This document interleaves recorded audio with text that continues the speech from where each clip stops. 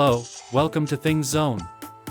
In this tutorial I will show how to create a basic character in MagicaVoxel.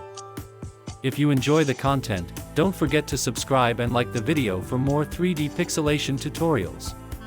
Let's get started.